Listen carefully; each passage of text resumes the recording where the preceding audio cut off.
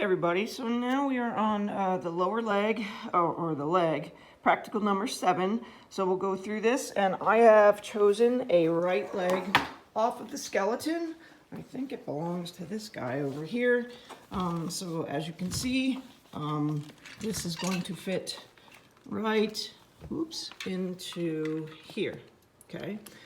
So someone took it off, so it is the right leg, so make sure if you're studying this, you don't have to use the right leg, but it might be a good idea. I'm not sure why someone chose the right leg, but it seems like that's the one that got taken off the most. Most of them got put back on. Anyway, let's start with, this is the foot, obviously. We're moving up the lower leg, and we're going to talk about the femur, okay? So I'm putting the paper here so that we can follow along. The head of the femur is going to be this ball, kind of the ball and socket, the ball that goes with the socket joint with the hip.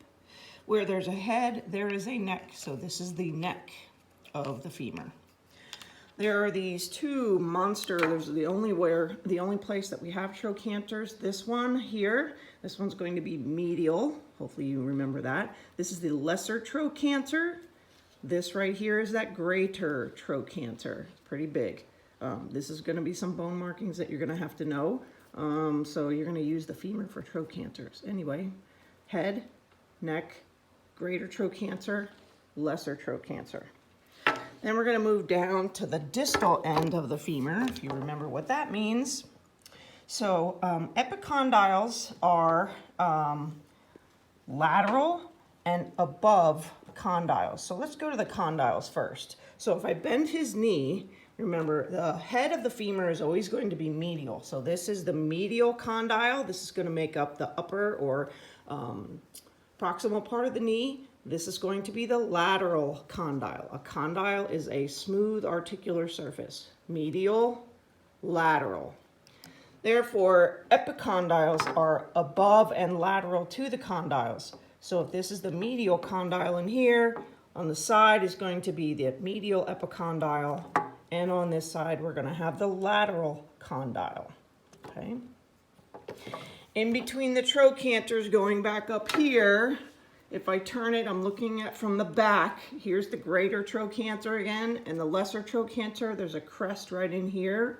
That is called the intertrochanteric crest, as you can see right there, okay? Intertrochanteric crest is between the greater trochanter and the lesser trochanter right in here. Okay.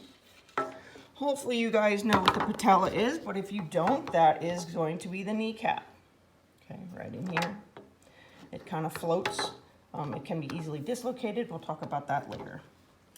Moving on to the lower leg, the tibia is this big bone. The fibula is the skinnier bone, lateral bone. So this is medial. Okay. So on the tibia, we have condyles as well that articulate with the femur condyles. So if this is the medial condyle of the femur, this is the medial condyle of the tibia. This is the lateral condyle of the femur. This is the lateral condyle of the tibia. Okay, right here is where those menisci are going to be, those meniscus that get torn when you damage your knee, and the cruciate ligaments are in here where this metal part is. Okay. The tibial crest is going to be the lining up here, the line that kind of makes the way around the front of the tibia right in here. This is the tibial crest, okay? The medial, where are we at? I'm trying to find the tibial tuberosity, sorry. This is a tuberosity. This is like the bump below your knee that you feel. Some people have a bigger one, some people have a small one. Right here where my thumb is, that is the tibial tuberosity. Excuse me. Moving, let's skip the medial malleolus for a minute. And the next thing, the very last thing under tibia, you can see it says intercondylar eminence. Inter, in between the condyles, eminence, something sticks up or something that is above. So that is this thing right in here. And again, this is where the cruciate ligaments are going to attach to the tibia from the femur, okay? Moving down to the distal part of the tibia, we have your lateral ankle bone. This is what makes the ankle bone stick out. Sorry, my pencil just went rolling. Okay, so this is going to be your medial malleolus where my thumb is. Okay. The fibula only has two things, obviously. It's not a very remarkable bone, but it is the one that's probably broken the most if you get hit, especially from the lateral side. This thing will snap pretty easily. It's very thin.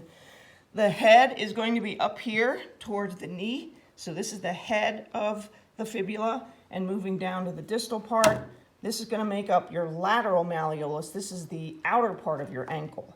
So what you feel is your ankle is the medial malleolus medially on your tibia, and the lateral malleolus of the fibula. Okay. Moving on to the foot bones. Remember, this is a right leg. Okay, right leg. I should have just got the foot by itself. Okay, hold on, guys. Sorry about that. So the right foot.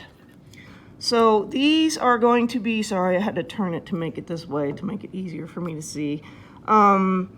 These are going to be your phalanges.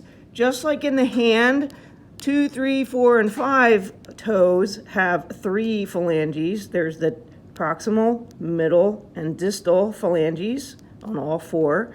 And then on the big toe, we only have 2, just like the thumb. This is the proximal phalanx. This is the distal phalanx. When I say phalanx, that is singular for phalanges.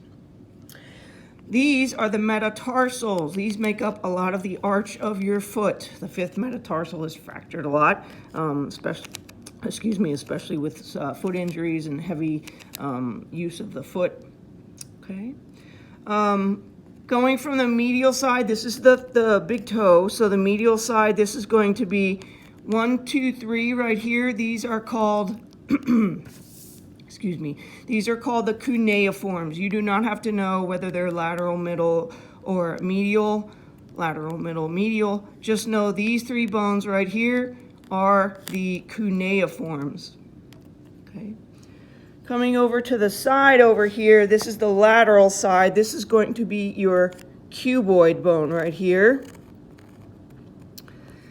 This bone right here is going to be the navicular bone. The bone that the tibia sits on top of here, and I'm going to move the whole thing so you can see the whole bone. This right here is the talus bone. This is what the tibia sits on top of. That's the talus bone. And then finally, you should be familiar with the calcaneus. The calcaneus bone right here. This makes up your heel. I'm going to turn it over so that you look from the lateral side. This is the calcaneus. Again, this is cuboid. This one would be talus. This is navicular. And the 3, my body's in the way again.